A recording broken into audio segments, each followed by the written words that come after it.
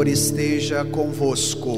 Ele está no meio de nós. Proclamação do Evangelho de Jesus Cristo, segundo Marcos. Glória a vós, Senhor.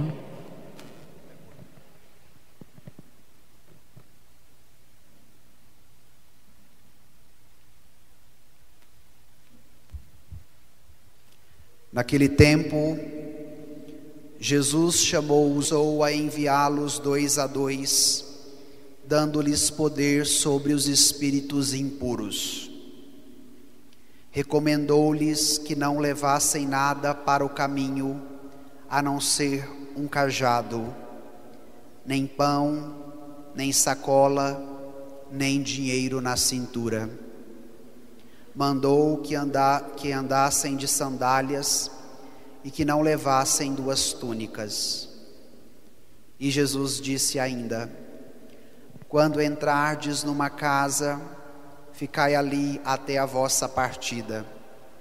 Se em algum lugar não vos receberem, nem quiserem vos escutar quando sairdes, sacudi a poeira dos pés, como testemunho contra eles. Então os 12 partiram e pregaram que todos se convertessem, expulsavam muitos demônios e curavam numerosos doentes, ungindo-os com o óleo. Palavra da salvação. Glória a vós, Senhor. Peçamos neste momento a ajuda do Espírito Santo, Ele que é o intérprete das Escrituras, para que nesse momento, agindo em nós, nos dê a graça da compreensão desta palavra que acabamos de ouvir. Amém. Irmãos e irmãs, celebramos hoje a liturgia do 15º domingo do tempo comum. E nestas semanas nós acompanhávamos Jesus por meio das suas ações e palavras, manifestando em nosso meio o reino de Deus. Então Jesus vai expulsar o homem que estava possuído pelo demônio. Depois Jesus chama os discípulos para a outra margem do mar. Uma grande tempestade os pega pelo caminho e Jesus faz com que a tempestade se acalme. Depois Jesus, na sua continuidade, se encontra com uma mulher que há 12 anos sofria de hemorragia e cura aquela mulher. Depois vai para a casa de Jairo, a sua filha estava praticamente morta, e naquele momento Jesus devolve a vida àquela menina. Então tudo isso, manifestação do reino de Deus no meio da humanidade através de Jesus. E por que é importante nós fazermos esta retomada dos domingos anteriores?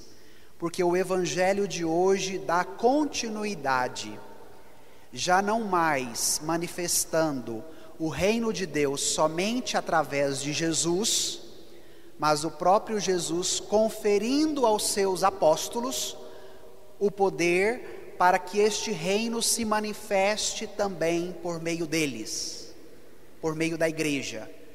Então é uma caminhada que possui uma continuidade e que consequentemente tem os seus desdobramentos. Então agora nós vamos retomar o texto de hoje, Evangelho de São Marcos, capítulo 6, e nós tomaremos o primeiro versículo, o 7. Então se você tem aí em mãos o texto do Evangelho de hoje, vamos juntos ler o versículo 7. Vamos lá? Naquele tempo, Jesus chamou os 12 e começou a enviá-los 2 a 2, dando-lhes poder sobre espíritos impuros. Paremos aqui. Então, nesta missão do reino de Deus, Jesus quer contar com um grupo de colaboradores. E isso me encanta muito em Jesus, porque Ele quer precisar de nós. Ele quer contar com a nossa ajuda. Ele, como Deus, poderia fazer tudo sozinho? Poderia. Até mesmo porque Ele tinha poder para isso. Mas Ele quis constituir este primeiro grupo para manifestar o desejo que Deus tem que cada um dos seus filhos participem de maneira atuante e vibrante na construção deste reino de Deus no nosso meio. Irmão, irmã, esse convite hoje é para você. Jesus conta com a sua participação. Jesus quer precisar da sua ajuda. E como Ele constitui o grupo dos 12 no início da sua caminhada, da sua missão, hoje Ele constitui a igreja, cada um de nós que aqui estamos. E é interessante porque tudo que nós encontramos no Evangelho tem um significado. Por que o número 12? Poderia ser 7, 20, 30, 40, 50, mas Jesus escolhe no primeiro momento apenas 12. Então, se vocês tomarem o Antigo Testamento, o povo de Deus era constituído por 12 tribos, as chamadas tribos de Israel. E a partir de agora, através de Jesus, este novo povo já não seria mais organizado ou constituído através de tribos, mas este novo povo, o povo de Deus, seria edificado sobre o alicerce dos 12 apóstolos. E é por isso que Jesus chama no primeiro momento 12. Quando Ele os chama, nos disse o texto que Jesus fez o quê? Começou a enviá-los. Toda missão precisa de duas coisas: ser chamado e ser enviado. A igreja nascente, por meio do seu divino fundador Cristo, que será constituída sobre o alicerce dos apóstolos, tem a autoridade de agir através do mandato que Jesus lhe dá, fazendo estas duas coisas: chamando e depois enviando. Na igreja de Jesus não há uma autonomia como se tem em tantas outras igrejas, na qual se auto-intitulam de apóstolos e de outros nomes dados por si próprio. Na igreja de Jesus a missão se dá porque através dela nós temos a graça de sermos chamados por Cristo e de sermos enviados por Ele. E por que é importante nós entendermos isso? Porque hoje, no advento das redes sociais e da própria internet, o que mais nós encontramos são sites, blogs e personagens que se auto-enviam para falarem às vezes até mal da igreja, e não foram enviados por esta mesma igreja para cumprirem uma missão, mas tomam esta decisão, e muitos católicos se tornam fãs destes leigos, e às vezes alguns, até líderes religiosos, que se intitulam como apóstolos e tantos outros adjetivos que poderíamos encontrar. Então, o que chancela a missão da igreja? Ser chamado e ser enviado. Então, se hoje eu estou aqui como padre desta paróquia, foi porque a igreja me enviou para cá. E assim nós devemos também, no nosso cotidiano, termos esta docilidade do Espírito para acolhermos o chamado, e a docilidade do Espírito também para sermos enviados em missão. E esta palavra que hoje o Evangelho nos proporciona, ser enviado, é a palavra apóstolo. Então, o que significa ser apóstolo? Significa ser enviado. E na tradição judaica, aquele que é enviado recebe a mesma autoridade do que o envia. Então, se nós temos um grupo de 12, eles são enviados por Jesus, então, consequentemente, eles recebem a autoridade de quem? De Jesus. Por isso que nós ouvimos Jesus dando-lhes poder sobre os espíritos impuros. Mas, ao serem enviados, eles foram enviados de que forma, minha gente? Sozinhos? Não. Nos disse o texto que eles foram enviados 2 a 2. Por que isso? Porque, de acordo com a tradição da época, uma palavra só poderia ser verídica, um testemunho só pode ser considerado autêntico a partir do momento que você tem 2 testemunhas. Então, em casa, se vocês tomarem a Bíblia e lerem o livro do Deuteronômio, capítulo 19, vocês vão encontrar lá este ensinamento. Então, ao serem enviados 2 a 2, significava que diante da cultura da época, a palavra e a ação dos apóstolos, ela tinha um valor verídico, ela era verdadeira. Mas aqui nós poderíamos expandir um pouco e percebermos a dimensão solidária e fraterna da fé. Por isso que no cristianismo, desde o seu início, os primeiros discípulos foram constituídos como uma comunidade.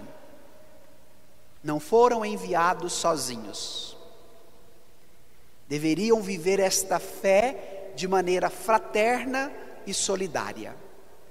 E por que esse conteúdo é atual para nós hoje? Porque muitas pessoas têm o seguinte pensamento: eu em casa com Deus resolvo tudo.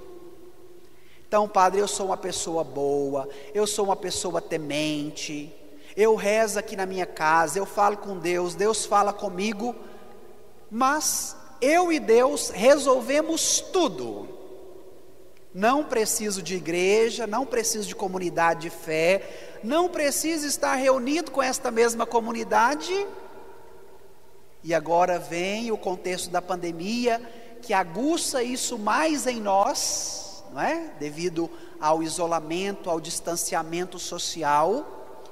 E o Evangelho hoje quer nos resgatar deste risco que corremos de uma fé individualista e sectária, aonde eu e Deus resolvemos tudo.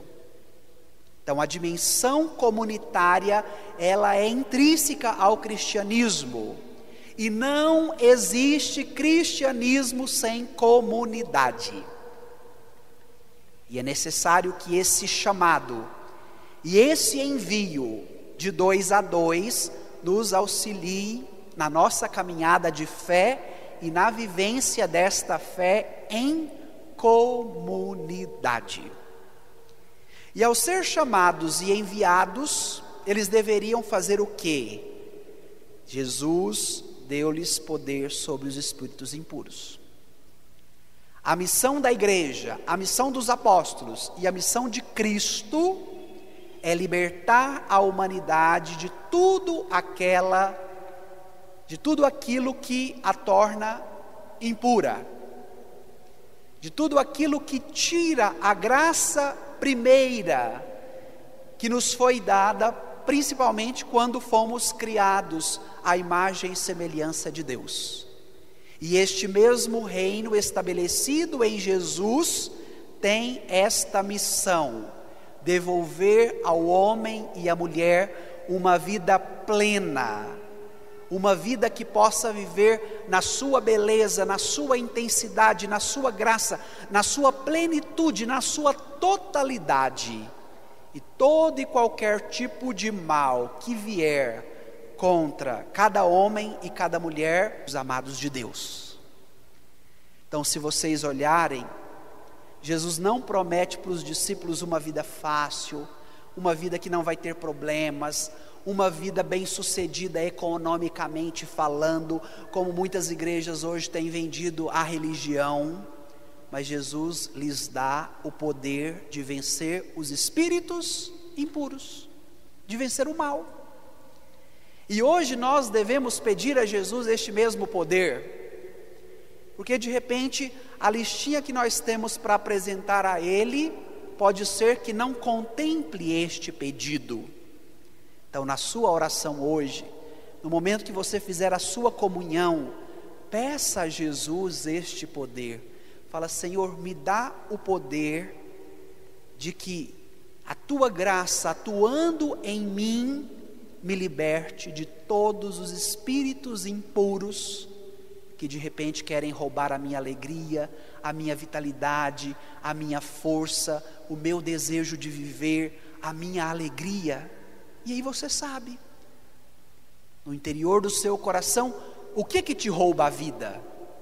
O que te impede de viver esta plenitude? Então peça esta graça e enviados.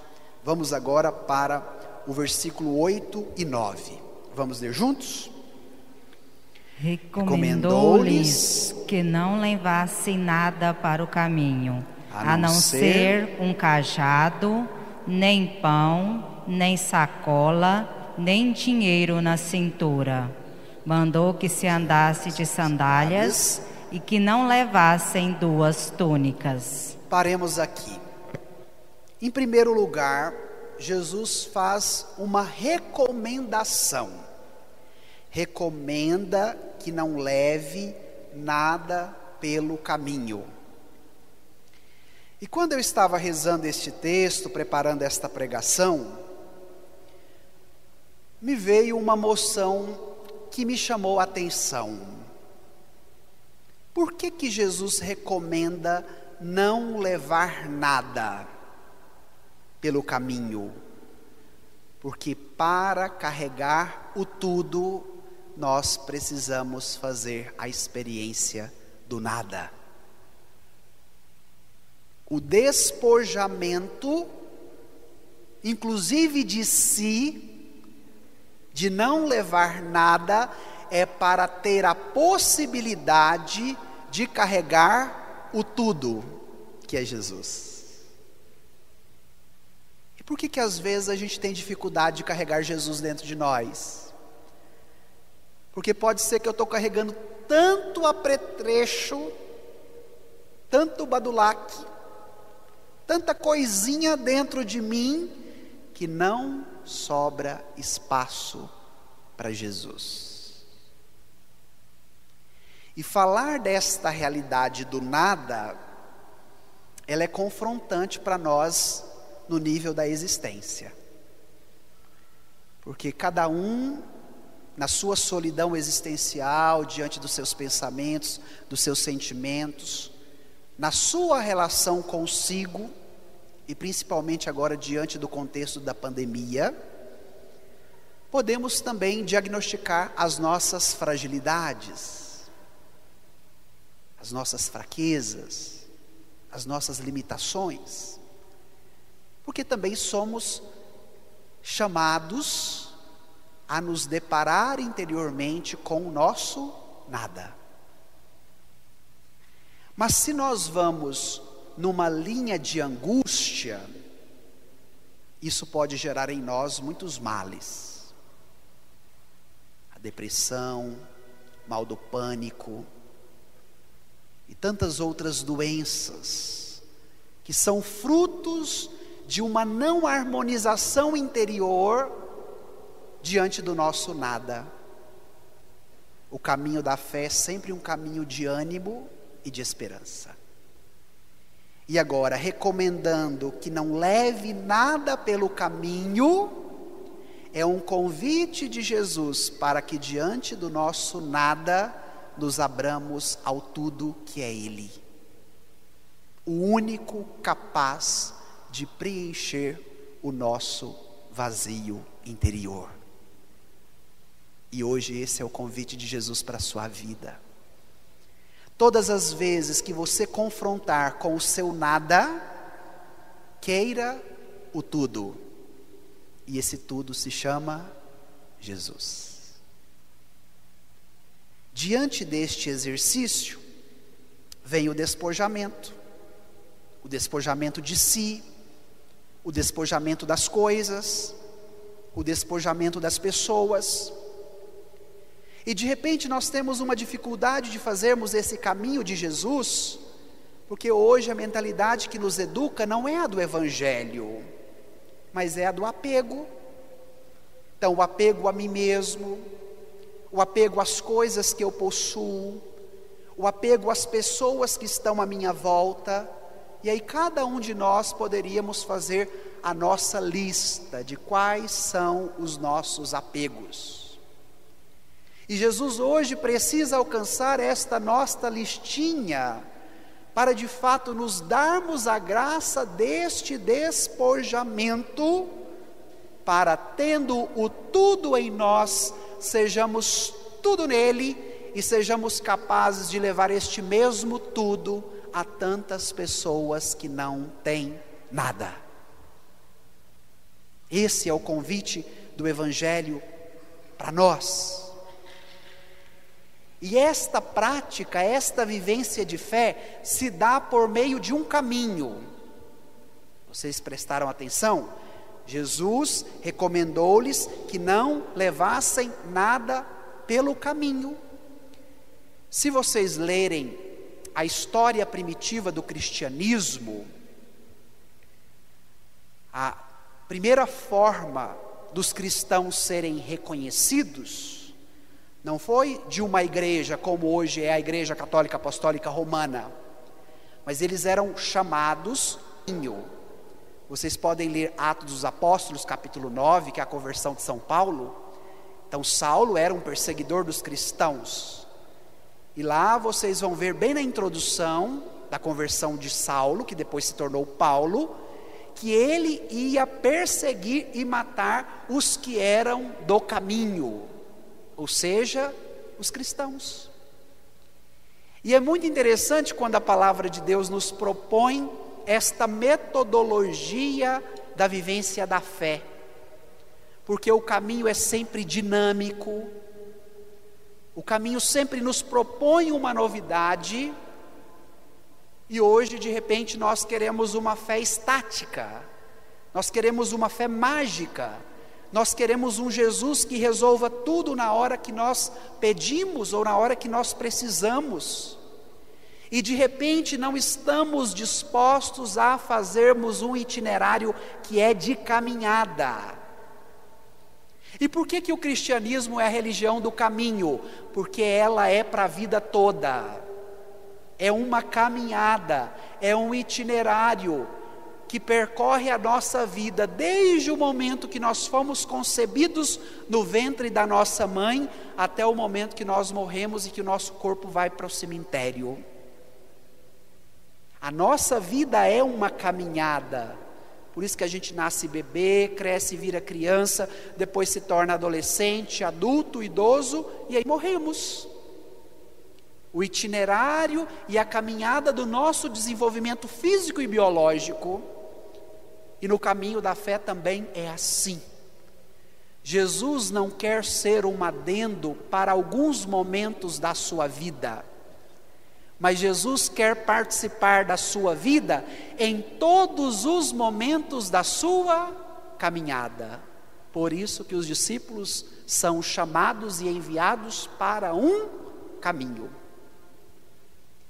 E hoje, irmão e irmã, diante desta fase difícil da nossa caminhada, em meio a tantos acontecimentos dolorosos que vivemos, devemos querer Jesus ao nosso lado, porque Ele vai à nossa frente, porque Ele vai nos ajudando nas lutas e labutas, e Ele quer participar desta caminhada na totalidade que a compõe, e não somente em alguns momentos.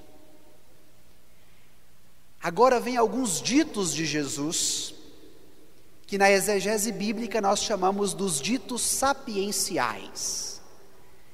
E esses ditos têm uma finalidade: a missão por excelência dos apóstolos, a pregação e a manifestação do reino de Deus em meio à humanidade, e não os interesses materiais e físicos. O que deve pressupor a missão apostólica na vida da igreja é a pregação da palavra, é o anúncio e a manifestação do reino de Deus, e não os apegos aos bens materiais. E por que é importante hoje nós ouvirmos esta palavra? Porque muitas igrejas e muitos credos religiosos invertem a própria Escritura, e que nos convence dizendo: nós precisamos de um Deus e de uma igreja que nos ajude a conquistar todos os bens materiais que nós queremos. Então, se eu sou um autônomo, eu preciso virar um empresário. Se eu tenho uma mobilete, eu preciso ganhar um carro importado. Se eu viajei apenas para o interior de Goiás, eu preciso ganhar o mundo. E hoje são estas igrejas que viram até propaganda de comercial de televisão que tem atraído muitas pessoas. Porque diante da nossa matemática e do nosso sistema capitalista, é preciso ter um modelo de fé e de religião que alimente este próprio sistema capitalista e materialista. E aí nós temos agora um Jesus que faz tudo isso para nós. Mas de repente nós não queremos um Jesus que nos pregue a palavra para nos ajudar no caminho de conversão que precisamos.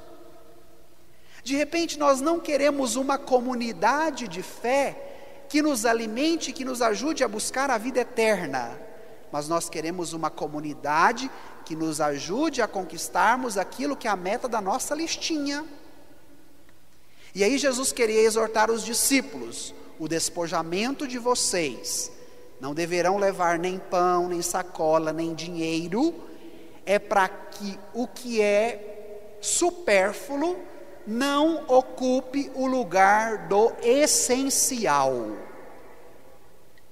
Vou repetir: o despojamento de não levar pão, de não levar sacola, de não levar dinheiro, é para não permitir com que o supérfluo ocupe o lugar do essencial. E esta palavra é muito atual para nós, porque hoje nós nos convencemos que muito daquilo que é supérfluo na nossa vida é o essencial. Então, se nós olharmos na vivência da fé, entre a família, a vivência dos sacramentos, a educação dos filhos, muitas vezes vamos pegando o que o nosso mundo nos doutrina como o que deve ser o nosso objetivo de vida, e isso daí nos impede de recebermos o tudo que é Jesus. Ao fazer a experiência do despojamento da sacola, do dinheiro e do pão, Jesus quer dizer aos discípulos que eles sejam capazes de viverem a virtude da confiança. Então, eles precisariam do pão? Precisariam, porque tinham que comer todos os dias. Eles precisavam da sacola para levar as suas coisas, os seus pertences? Precisavam. Iam fazer uma itinerância grande. Mas o objetivo de Jesus aqui é de ressaltar a confiança naquilo que Deus pode prover aos seus chamados e enviados. E hoje, irmão e irmã, esta palavra precisa nos incomodar de tal forma, para que nós façamos uma experiência de colocarmos a nossa confiança em Deus. Porque de repente, o nosso jeito de ser, o nosso fazer, a forma como nós moldamos a nossa vida, seja muito mais depositando a confiança em nós, no que eu tenho, no que eu faço, no que eu possuo, do que de fato colocando a minha confiança no Senhor. E é muito interessante porque quando a gente faz esse exercício de confiança, a abundância acontece. Se vocês lerem todos os evangelhos, vocês nunca vão encontrar relatando que os discípulos passaram fome. Por quê? Na confiança que eles tinham, no chamado que eles receberam e na força que eles foram enviados, a graça de Deus sempre agia e agia com abundância. E às vezes a nossa mesquinhez em confiar no que nós somos ou que nós temos, nos impedem de vivermos e de experimentarmos a fartura de Deus.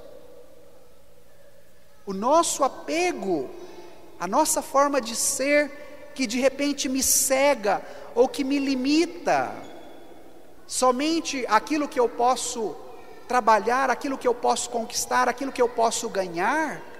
Então, é um convite também de conversão para a nossa vida. Padre, Jesus falou o que não devia levar, mas ele fala também o que deve levar? Fala. Vamos agora para nós encerrarmos o texto? Olha lá, versículo 10 seguintes. E Jesus disse ainda, quando entrardes numa casa, ficai ali até vossa partida.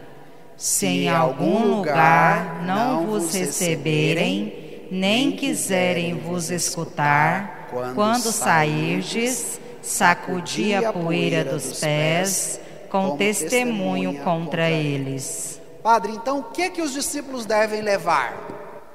O poder de expulsar os espíritos impuros, a confiança na providência de Deus que os alcançará e que não os permitirá que passe necessidade, entrar nas casas e anunciar o reino de Deus. A missão apostólica de ir ao encontro das pessoas, de entrar nas casas, de anunciar que o reino de Deus está próximo. Esta é a itinerância do caminho, de uma confiança, de um poder que não é meu, mas que me foi dado, e que me é possível passar para o outro, para que ele também experimente, e a coragem de anunciá-lo aonde eu entrar. Agora vem uma pergunta para nós: aonde eu entro, eu tenho coragem de anunciar Jesus? Quando eu entro na minha casa, para minha família, eu tenho coragem de anunciar Jesus?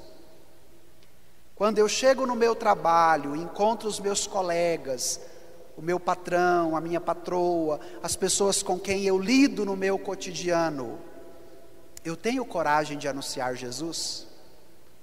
Quando eu encontro com os meus colegas de escola, de faculdade, com o meu namorado, com a minha namorada, com os meus amigos, eu tenho coragem de anunciar Jesus? Pensemos nesta provocação.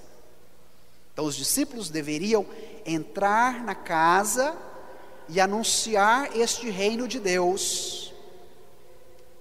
E a partir do momento que a palavra e a força que eles manifestavam eram acolhidas, consequentemente o reino de Deus já acontecia ali. Mas Jesus também ensina os discípulos a lidarem com a rejeição dos que não acolhem.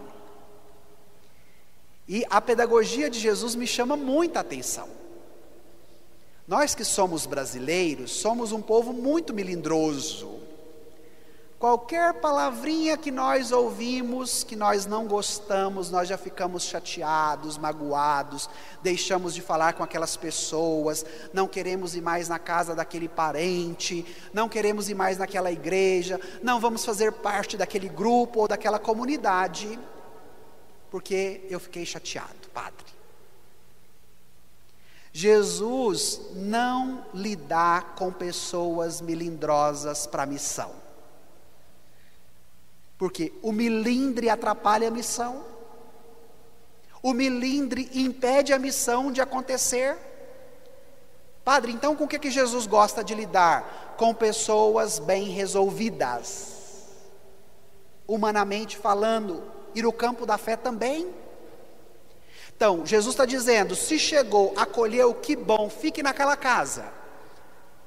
Lá vocês vão receber o alimento, lá vocês vão ser cuidados, porque o povo judeu tinha uma característica muito forte, que era da acolhida do estrangeiro, principalmente quando o visitava. Mas Jesus também vai dizer, a partir do momento que vocês forem rejeitados, vocês não vão ficar lá chorando as pitangas, vocês não vão ficar lá reclamando, vocês não vão dizer, como é difícil ser missionário, eu não vou mais continuar essa missão não.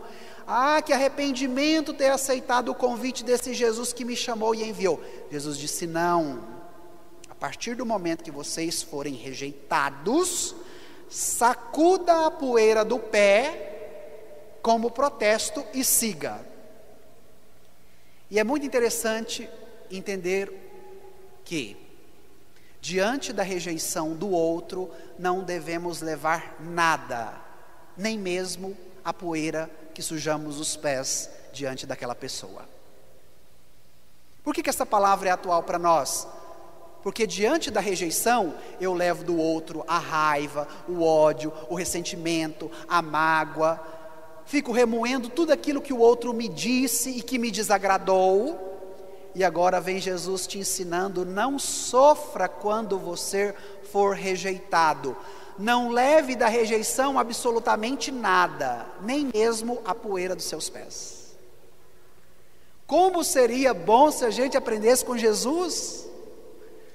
Como seria bom se nós ouvíssemos mais Jesus, diante das rejeições que enfrentamos, não levarmos nada daquela rejeição, mas entender o princípio da rejeição é o quê? O anúncio da palavra. Eles eram rejeitados porque faziam o anúncio da palavra. Não eram rejeitados somente porque queriam colocar os seus princípios, ou o seu jeito de ser, o seu temperamento. Não.